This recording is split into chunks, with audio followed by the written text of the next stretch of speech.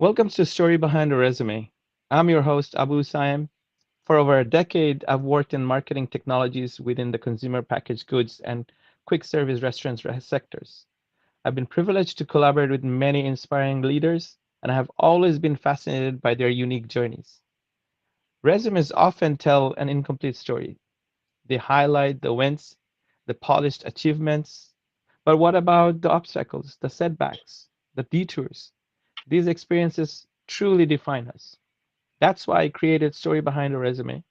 I wanted to delve deeper to uncover the authentic stories behind those perfectly formatted resumes. A career isn't simply a list of jobs, it's an evolving journey of growth, resilience, and self discovery. Each episode, I'll go beyond job titles and explore the pivotal moments that have shaped my guests' careers. I'll uncover valuable lessons, challenges overcome, and the guiding principles that have driven their success. I hope these stories will inspire you, encourage you, and remind you that your journey is unique and worth celebrating. Thanks for tuning in. Enjoy the conversation. Today, I'm thrilled to welcome Mumid Sharif to Story Behind the Resume, Episode 9. Mumid is an accomplished senior BI developer whose journey spans from mechanical engineering to advanced data science. His career has evolved from analyzing production workflows to designing innovative business intelligence solutions.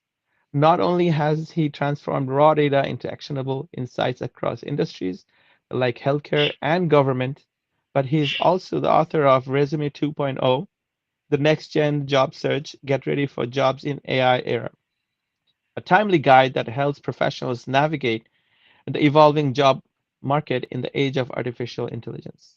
His story is one of embracing unexpected opportunities and continuous learning that one you won't want to miss. Let's explore Mumi's career journey, starting at the very beginning. We'll discover his educational background, what he studied, and what sparked his passion for that field. Then we'll trace his first steps into the professional world, his very first job, and the factors that influence his choice of role and industry. Whether you are a student, a recent graduate, or simply curious about the paths of successful professionals, this conversation offers valuable insights and inspiration. So let's begin. Hi, Mumid. Welcome to our show. Hi, Abu. Would you please tell us a bit about your educational background for our listeners? And did you become a engineer, mechanical engineer by passion, or just you fumbled upon it? First of all, thank you so much for the wonderful arrangement and for inviting me today. It's truly an honor to share my story. I began my academic journey with a bachelor's in mechanical engineering from Islamic University of Technology in 2005. And this foundation instilled in me a deep appreciation for problem solving and the analytical capabilities. Later, my passion for data led me to pursue a master's in data science from James Cook University in 2021. While my engineering background laid the groundwork, I never followed the conventional path of a mechanical engineer. Mhm. Instead, I found my calling in business intelligence, where I could leverage data to drive the real world impact. Wow. And that sounds very fascinating, and the way that you pivoted. I was wondering how was your first job like? Did you choose the industry or it just came in front of you? My very first job after I graduated from a university was actually back in Bangladesh, working as a project engineer for a construction company called Technic Construction. That role, believe it or not, was kind of the starting point of my whole adventure in Australia. It was through that particular job I began the process of getting permanent residency here. And after moving to Australia, my career path took an interesting turn into the world of production and manufacturing. And to be honest, it wasn't like I had this grand plan to work in that industry. Right. It was more like an opportunity that popped up, and I decided to jump in and give it my all. And now when I'm looking back, each role that I've had, starting from the first engineering job, then into manufacturing, is all kind of laid the groundwork for what I do now in business intelligence. So I believe that each step really fueled my interest in using data to make smart decisions. It's like, each job was a stepping stone guiding me towards my passion for that data driven work. Wow, very interesting. How you embarked something and turned up in another place with data, but looks like you are very passionate about data. Uh, Yeah, I am. Nice. Yeah, I mean, data is gold nowadays, everywhere, Yeah, all the AI that's happening, the disruptions that are happening. What it true, is based off, it's based on data, right? The training, the models that they're using to train an AI, whether it's Gen AI or agentic AI, they're all based on data. true. So go data is gold.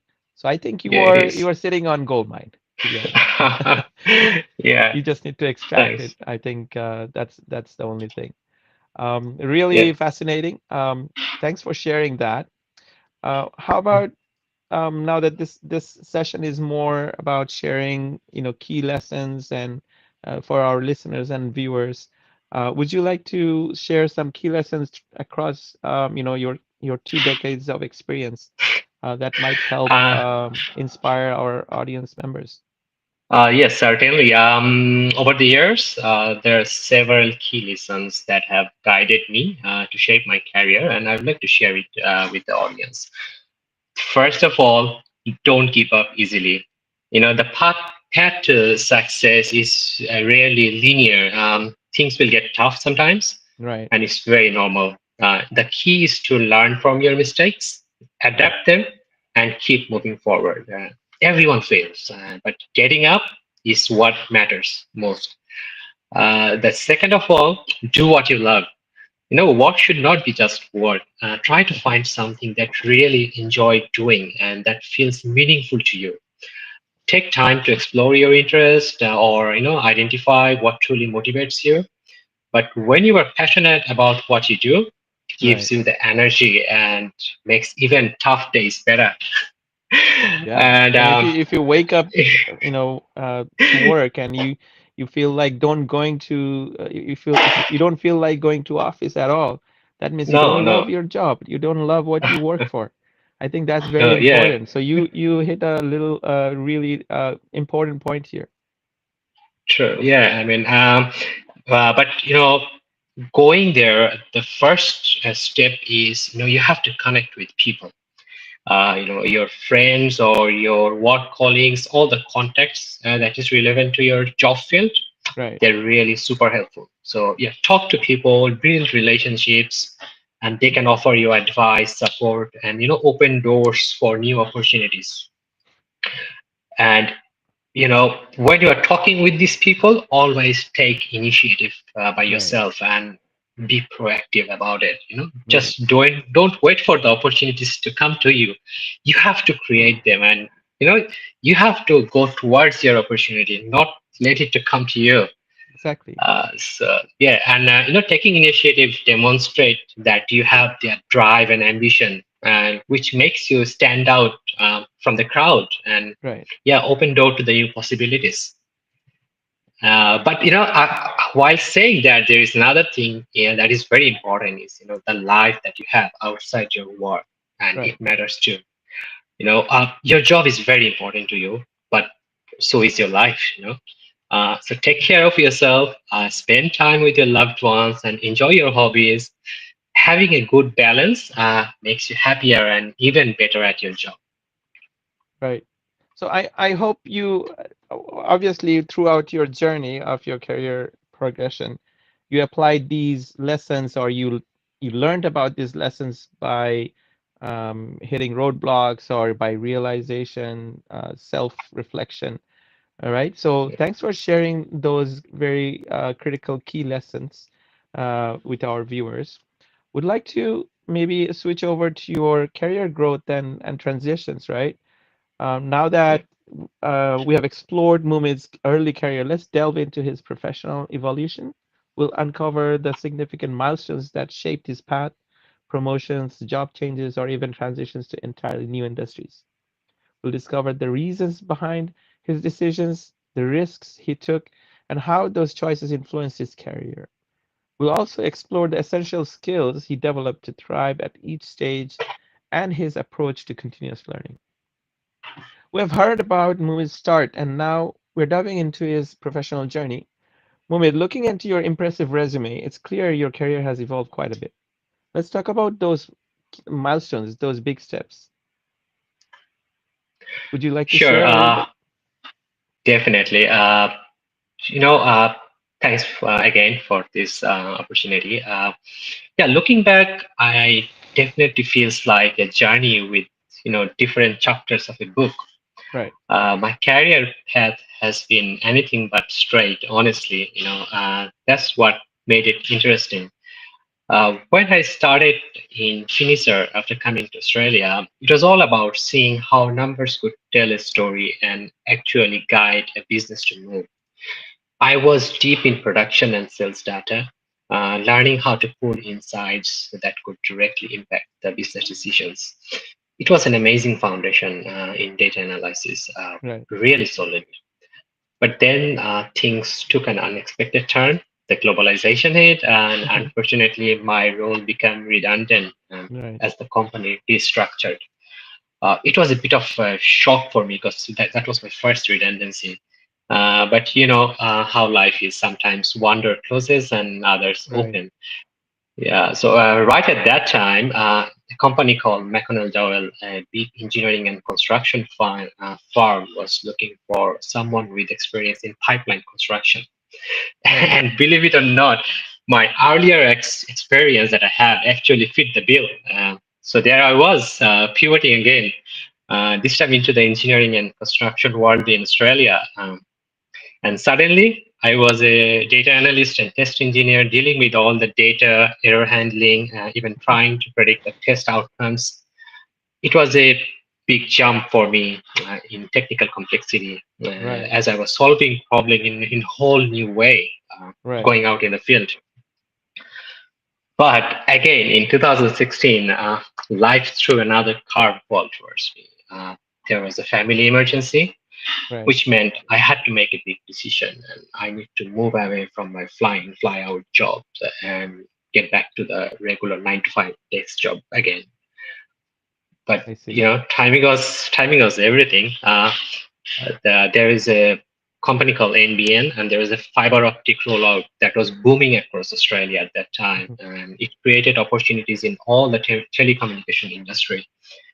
And that's how I landed my job at Telstra, as a design specialist and analyst. You could say it was a luck, being in the right place at the right time, Yeah. or maybe I'm just really good at convincing employer that I'm the perfect fit for their job. Who knows? But Telstra was where I really started to visualize where I wanted to go next in my career. Right. That's Um, fascinating that it- you mentioned, like, being, it's a bit of luck. Definitely, there is a bit of luck being at the right place at the right time in front of the right person. I think you need to add that vector in it because no matter that, how much, your timing, your place is right, if the human mm, being on the other side of the table doesn't like you, there is no way no, he'll hire you. So no, even though no, if you can become, you can be the best salesperson, but for some true. reason, if the person who's hiring um, Mm, doesn't click with you, your hiring might be in jeopardy, right? So I learned that the hard way. I learned that through my experience, but it is fascinating that you brought it up. I actually resonate with it. yeah, true. I mean, it's the person that is sitting on the other side of the interview table. You have to read his mind. You have to understand his pain point, and you Right, have to show that you can make his life easy. Through your expertise. right, Only then the other person is gonna hire you. Uh, so that whenever I switch my career, I go through that company's profile. I try to understand what they actually do and Right. what my manager's responsibility is, and what sort of responsibility, by taking upon me, I can make my manager's life easier. Right. So when I started talking about all this stuff in an interview, then the manager, no, this is the right person. I need to hire him. Uh, So you hit the so nail a few times, which is pretty good. I mean, yeah, that's a I would say a good success rate versus a lot of people. yeah, but there were many hiccups. I mean, there were many times I was unsuccessful. But Right. Right. during those unsuccessful interviews, I learned what not to do in an interview, and I make sure I never did the same mistake in my next interview. So Awesome. yeah, so yeah, going back to my career milestones. So when I was working in Telstra, I remember I attended a seminar in about the big data and data science in the city hall, and Right.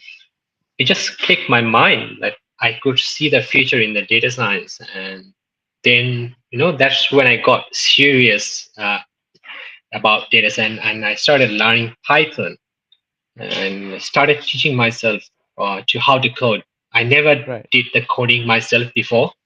Right. So every day on my 80-minute train commute to my work, I would be on my phone trying to learn Python. It was really tough. I Yeah. kept forgetting everything, and I literally went through the same course 3 times. Then it started to make sense, what a Right. Python actually is. But I was Right. determined that I knew data science is where I want to be, and I have to learn the coding. So, and that determination led me to my master's in data science in 2021. And it wasn't just about going back to the school. It was a real commitment to evolve with this rapidly changing industry. And yeah, this master's program really opened my eyes about the advanced analytics and machine learning and the data modeling, all those powerful tools. And that brings me to where I am now today as a senior BI developer at Walton Clark. Did you go This back role, part-time? Sorry, did you go Mhm. back part-time or full-time? Oh no, I did it part time online because I have to make a balance, a work life balance as well. And Right. so after finishing my work every day at 5 o'clock, I straight jump into my computer, and I Wow. have the classes in the afternoon. And there are many sleepless nights where I have to finish finish my assessments, and they give me all those hard coding, and I have to go through it and complete it. That's But I really dedication enjoyed and my journey. determination. Yeah. So there are Monday nights I finish and go to sleep at 4, and 8 o'clock Right. I went to office. Wow. But that hard work really paid off, and Yeah. I never regret. I really enjoyed my time. Yeah. Go back to the work that you love. If Mhm. you don't love that, you are purely just it's manual labor. You don't enjoy it. So that's good that you Sure. found your love and passion, in studying data science. Yeah, that was fascinating journey for me, and I would encourage everyone to find your, just look into your inner self and just try to find out what you love doing the Right. most, and just try to pursue your career in that field, and you will feel like job is not boring at all. Right. That's quite a diverse path. It's fascinating how each role built upon the last. So let's dig into the reasons behind those decisions. Can you tell us what some of the essential skills you developed? I know you learned Python, but what else, the hard skills, the soft skills that you developed, and what were you looking for in each move? Were you there in any risks that you considered? Yeah, in my career, not every move was part of a preset plan. It was talking about it was about taking a leap when the opportunity arose. So I made that decisions sometimes push me out of my comfort zone, like shifting into a new industry or taking on roles that required me to learn entirely new set of tools and techniques. But Right. this calculated risk taught me invaluable lessons in resilience and adaptability. Wow. With each transition, I enhanced skills such as data visualization, data modeling, data warehousing. I mastered in BI tools like SQL, Power BI, Python, and most importantly, how to collaborate with a diverse team. Right. Embracing the continuous learning has always been the key for me, and it ensures that I'm always ready for my next challenge. So, yeah, I mean, working with a cross-functional team has taught me that being able to explain a complex idea in simple terms is just as valuable as knowing a technical tool or a technical details. Right. So, yeah, each decision wasn't easy for me, but it always pushed me to grow. Nice. No, you need that push, and it's amazing how you have Yeah. applied your skills across such diverse areas, from Cooper Mhm. assets at Telstra to pandemic response at Bolton Clark. It really Yeah. highlights how unexpected twists and turns can lead to remarkable outcomes. Looking back, were there moments that felt like unexpected transitions? And what did you learn from navigating them? Oh man, the yeah, there are many uh, there are many counts of unexpected transitions. I Hmm. will talk about the most recent one. Sure. Uh, the move that I have, from consulting for a company called ASG, then to Brisbane City Council, and then quickly after to Bolton Clark. So it felt like a bit of a whirlwind, going from a fast-paced consulting world to the public sector, then to the aged care in a short span of time. But those were some unexpected transitions, and each sector has its own culture, own pace, and own priorities. And yeah, and I learned from those transitions the two most important skills. One is being adaptable and being resilient to any situation. Right. And I was able to quickly learn the nuances of new industry and understand the new data each of this Hmm. industry has to offer. And I have to build relationship with new stakeholders, which is also Right. very crucial in Yeah. every job. And yeah, I mean, during that time, no one saw that the pandemic is coming Right. when I was going through these transitions. But being able to quickly pivot and leveraging my developing BI skills to address the critical needs that was Right. required at that time, uh, Yeah. it taught me that sometimes the most unexpected challenges can lead to the most impactful and rewarding outcomes in your life. Yeah. And and I that recently being experienced it myself. Like, to be honest, oh, I had to adapt. I had to really develop a self-resilience.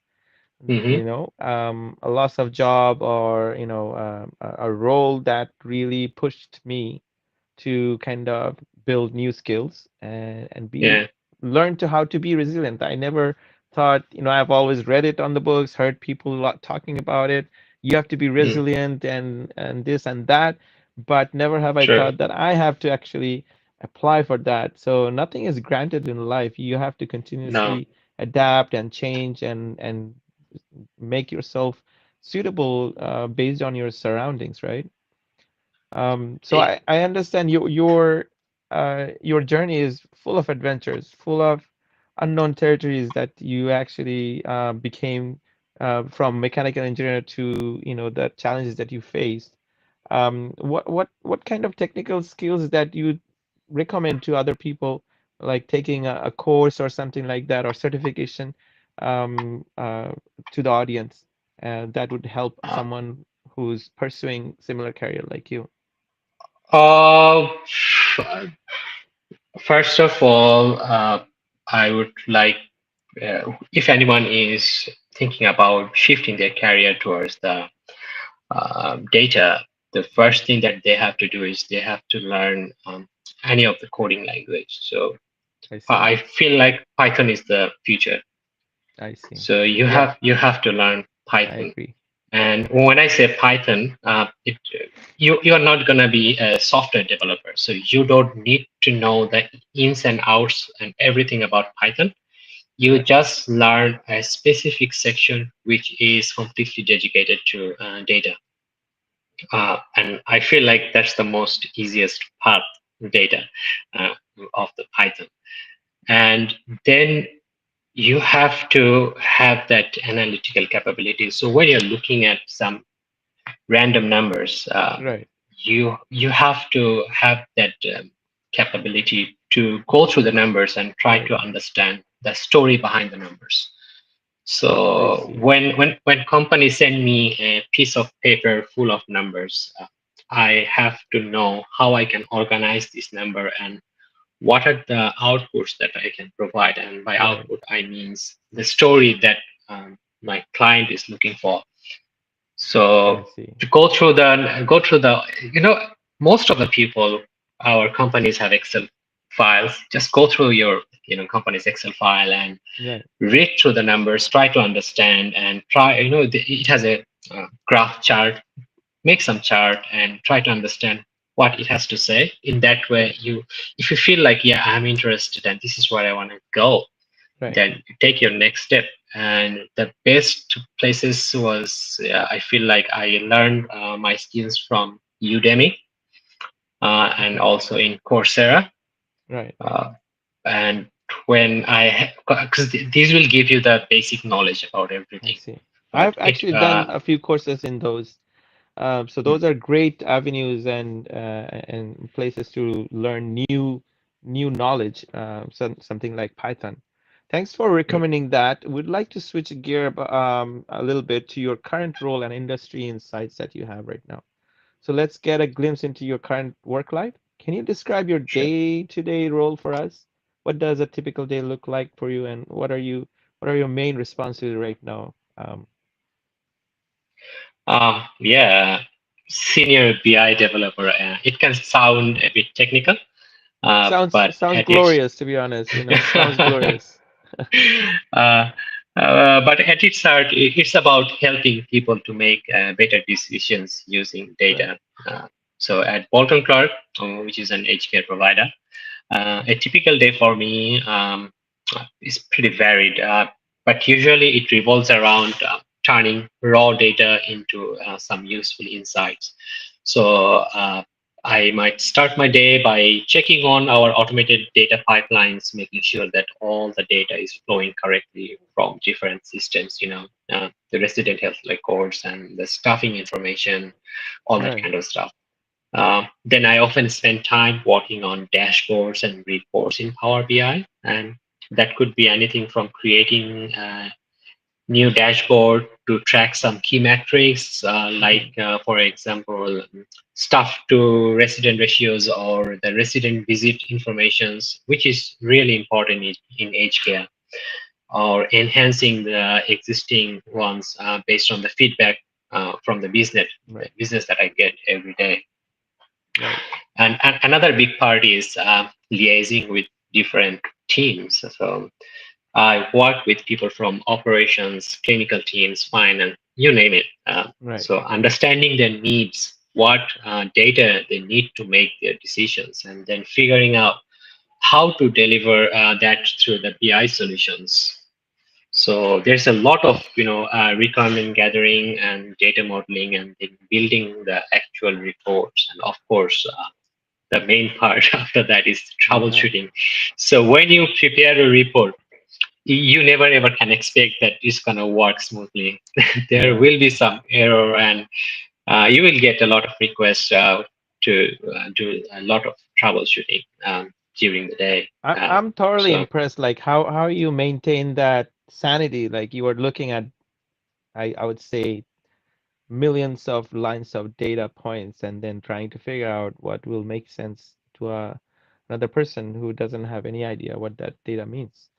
So it must, the I don't know if you're using Python, but there are tools out there probably you're using that helps you to come up with ideas or novel way of visualizing data. That's ingenious, right? So, I Yeah, mean, it sounds like you're right at the intersection of data and real world impact, right?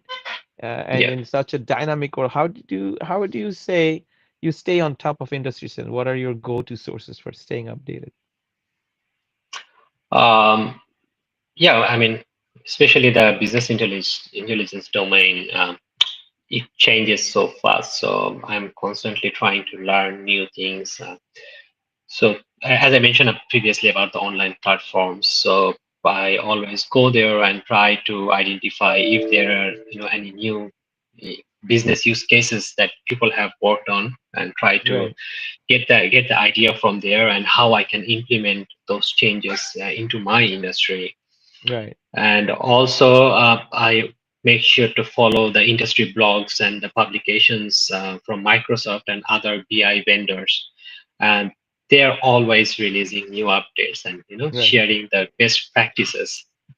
Yeah, And thanks. also, I actually yeah, do that as well. Like, I often visit the Microsoft, some articles that I have always favorited myself, subscribe to their mm, emails, and they send me what's up there, what's the latest yeah, that's coming up, and that's how I keep up to the trend. I'm not as techy as you, but I'm more on the project management side, and AI has revolutionized project management, which is pretty amazing. Definitely true. sounds like it. And like finally, let's talk about challenges. What are some of the major challenges you face in your current role? And how do you typically approach and address them? Challenges are definitely a big part of the game that I'm on. So one of the biggest one I think that any data professional will agree is the data quality. Right. So you can build the most amazing dashboards, but if the underlying data is inaccurate and Hmm. inconsistent, they are useless. I mean, Right. you can't use them. So I have spent a lot of time in my career, like back even my data analyst roles. I Right. have to deal with the data cleansing and also the data validation and the data profiling to understand and make sure that I can use this information into the valuable insights in my reports. But while when the client will approach you and they will expect the results immediately, so you will have to also teach them about in a proactive manner, like Right. the data quality issue need to be dealt first Yeah. before you can build some good So you report. become the advocate, the teacher, and the coach at the same time. Yeah, for this role you have to be. And Okay. also sometime the business will come to you and they will not have any idea what they need. So you have to have that conversation with them. You have to listen and you have to ask the right question and really understand what the business problem is before building the solution for them. Right. So sometimes it's like being a translator and bridging the gap between the business language and the data language. So yeah. How did you how do you know which ones are the right questions? Like, you know, have you learned that over time? Like, you have asked the wrong questions, and now by like after 10 years, you know which ones are the wrong, and you don't ask those anymore.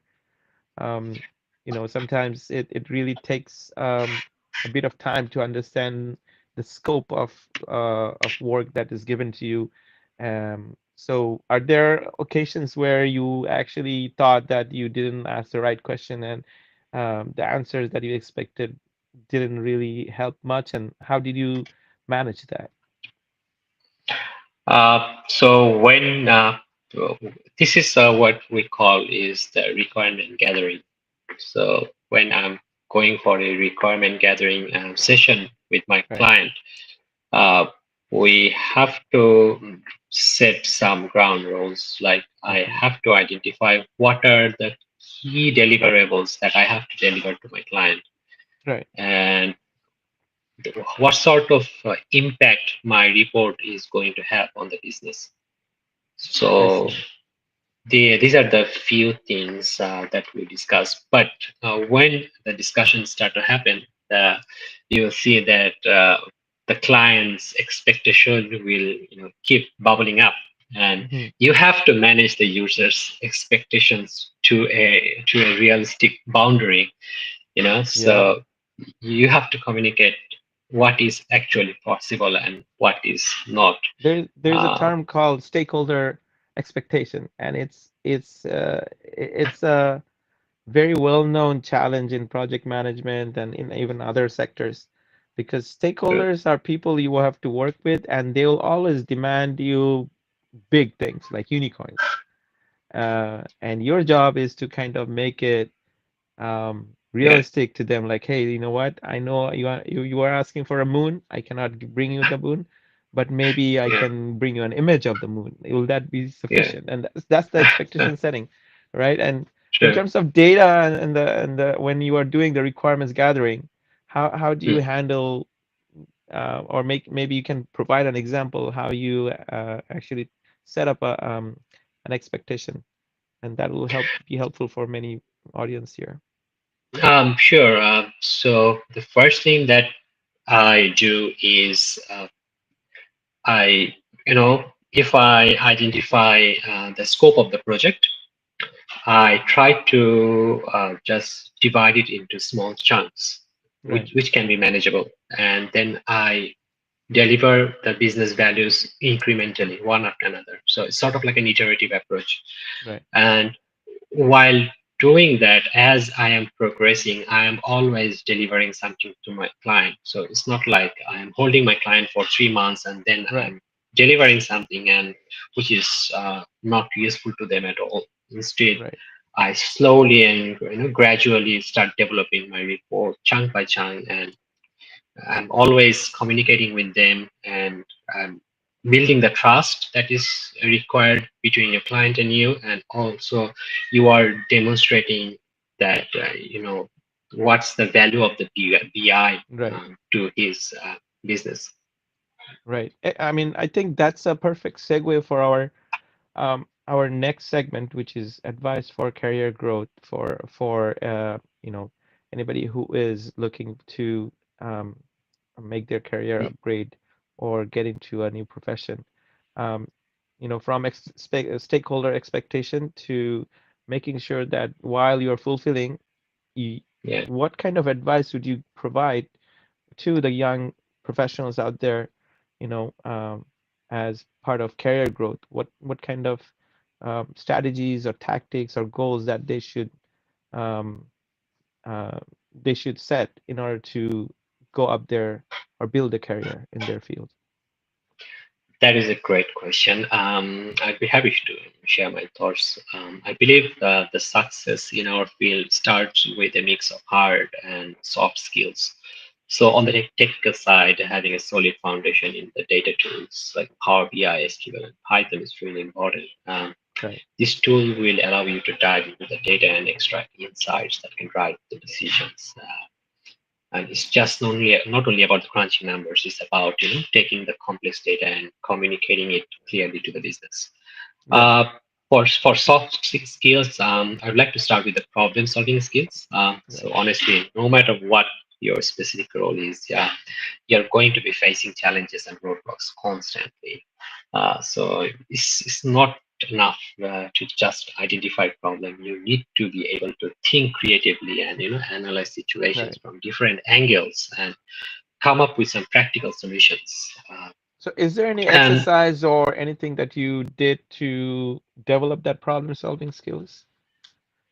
uh, yeah, the one problem solving skill. Yeah, the one exercise that I always have is I always in every week I have a meeting with my team, and we all of us discuss about the different problems that we face Right, over the last week and how we manage those situations. In those, sharing the information between us, it help us to build a robust solution, and we always know, okay, someone else has faced this problem and how they have approached it. So you know what you have to do. So yeah, Right. that's the next skill, which is the communication. You always have to keep communicating with Right. the team and with your business. And even in the if you go to like different blogs, you'll see many people share their story of how they have solved a problem. So when you go through them, you understand their point of view and how they have resolved it, and you always gain some insights from there, which you can use later on. So Right. that's one of the practice that I do every day. Amazing. Uh, No, thanks for sharing that. And definitely those are fantastic practical skills. Um, let's talk about something a lot of people wonder about, like when you are developing or growing your career. Networking. I was to be scared of networking, or because I'm a introvert, right? So I don't really go out there and talk to people by myself. I always reserve myself. Can you expand on the role these have played in your career progression? How important they have been for you personally? oh, well, they have been incredibly impactful for me. So it isn't just about going to some conference and collecting business card. You genuinely have to build relationship with other people in your field and the related areas. So Right. uh, you always try to connect with the people who inspire you. You can connect with them even in LinkedIn, Hmm. who have like different experience and perspective. So throughout my career, networking has opened doors of new opportunities for me, which I would have never found otherwise. So for myself, I can say like, over the last 4 or 5 years, I never applied for any job by myself. The job So it's the always, networking. is the I networking which I always brought the job I for me. 100% agree, and in my last experience, that's how I actually got connected and found my new role. Um, being an introvert, as I said, networking is not my thing, but I developed some of those skills. I learned how to actually network, force myself to put in my Yeah, in an uncomfortable situation, right? And then face it in face front. I think that's the best way to kind of connect with other people. And what is there to lose? I mean, the worst case no, scenario, the person is never going to come back. But 10 out yeah, of 10 out of say 50 people you connected with probably will yeah, still remember you because you made some comments about his shirt, is about his yeah, tie, or about just about how he, you know, made a speech in a yeah, seminar, right? So that's how you stay connected, and you never know in the future those connections. If you keep them warm, you have to keep them warm, otherwise they forget, right? Some of my university friends don't definitely. remember anymore because I don't keep um, connecting with them. So I think it's very important for networking to have a meaningful network relationship and keeping them warm and having no expectation. Just Yeah, be in a good relationship, just like friends, and that's how things might turn up, right? Um, yeah. Yeah. and leading into that, have you had mentors or being ever joined a mentorship? Do you have mentors? Um, I was fortunate enough to have several mentors who guided Right. me throughout my career. So they have provided me some practical advice and shared their own experiences and offered some constructive criticism as I I see. was going through my career transitions. And Hmm. they helped me to navigate the ups and downs of those transitions from one I role to see. the other. So having a mentor means that you have someone who's been in your shoes. They have given me the perspective, what sort of problem that they have faced, and they always try to push me to aim higher than I thought I could. Yeah, Sorry, I was coughing a little bit. So nice, all good. I know you recently published a book. First of all, congrats, right? Thank you. Would you like to expand a little bit on how you came to about it? Sure. So it really came from seeing how much the job search landscape has changed, especially with the technology and now AI. Think back even just a few years, job applications were mostly paper-based and all the networking was face-to-face. But now everything is digital first. So resumes are often scanned by AI now, and your online presence is your first impression. And networking is happening nowadays online as much as in person. So yeah, no, I saw many people, really talented individuals, who is still using those outdated job search strategies and struggling to get noticed in this new digital world. So I feel like there is a real need for a practical guide, something that would help the job seekers to understand these new changes and, adapt this new approach to applying for jobs. So I wanted to bridge that gap and empower people to navigate the AI era of job hunting with confidence.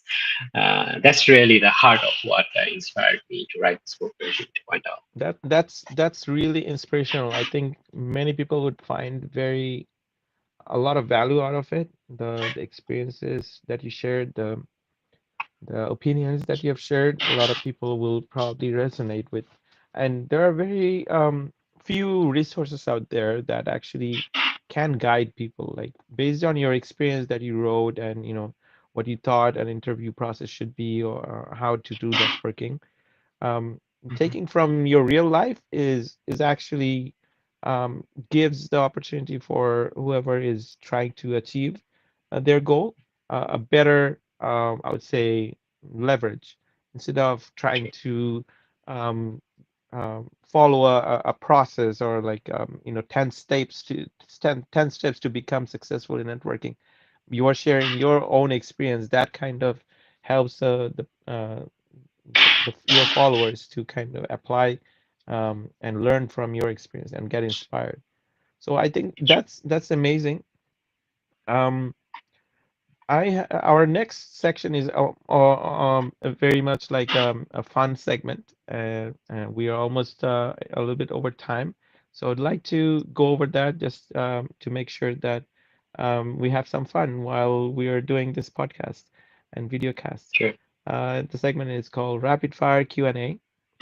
Um, so I'll just ask you a question and you answer quickly as quickly as possible and keep it short. Um, are you ready?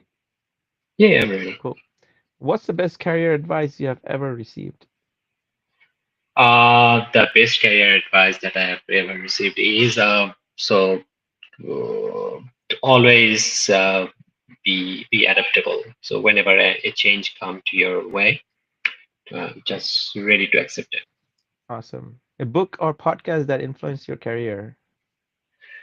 Uh, so there are many YouTube channels that is available in YouTube, uh, which I was which I used to uh, just watch when I was thinking about the career change. And so yeah, YouTube is a platform which you can navigate through in your early days. So there are many channels. I don't want to name any particular, but you will see there are many Okay. useful information One available there skill for free. everyone should learn. Next question, because it's rapid fire, right? One skill Okay. everyone should learn. One skill that everyone should learn: communication. Awesome. A mistake that taught you the most. Uh, No, there is the mistake. Okay, if want to talk about a mistake, I will definitely go back to communication. So Okay. from each time I was, not communicating properly, I knew how I have to do it. The I next time. see. Yeah, If you could do one thing differently in your career, what would that be? I will start learning about Python in my early days. I could see it was coming. Um, describe your career journey in 3 words. Oh, three words: full of adventure, adrenaline rush, roller coaster ride. Well, that's a full sentence, but I'll take it. Cool. No, that's amazing. Mumid, any final thoughts or words of encouragement for our audience? Uh, well, thank you, Abu, for this opportunity to share my journey today. If I were to leave a few final thoughts, it will be pretty simple. So don't be afraid to take risk, and step outside of your comfort zone. At different points in my career, I had to make decisions that Right, weren't always easy, right, uh, but it was the best decisions that I can make. So yeah, always step out of your comfort shoes and take new challenges. And agreed. also remember that success isn't a one size fits all formula. Everyone's Right, journey is unique, and sometimes the best opportunities are the ones that you don't initially plan for. right, Stay curious, keep learning, and don't be discouraged if anything doesn't go, in your ways or according to your plan. Every setback can be a valuable lesson in your life. And finally, build a strong network and find mentors who can support and guide you. right. They'll make a huge difference in your career. Yeah, I think that's all. Wow, I learned a lot of things from this talk today. Thank you so much for sharing all your experience.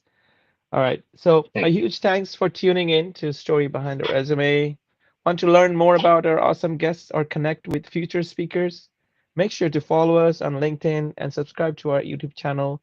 You'll find the links in the description. And guess what?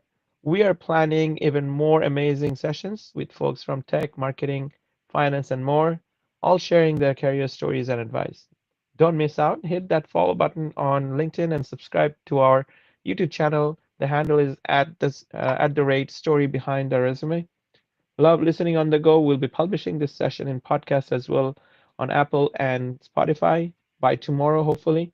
So keep an eye out for that and follow us on LinkedIn to stay up to date on new episodes and releases. And hey, if you're a pro with a cool career story to share, we want to hear from you. Connect with me on LinkedIn and let's chat about featuring you on Story Behind the Resume. Thanks again for joining us. Stay tuned for more inspiring stories that go beyond the resume. Keep learning and keep exploring. Thank you, Mumid.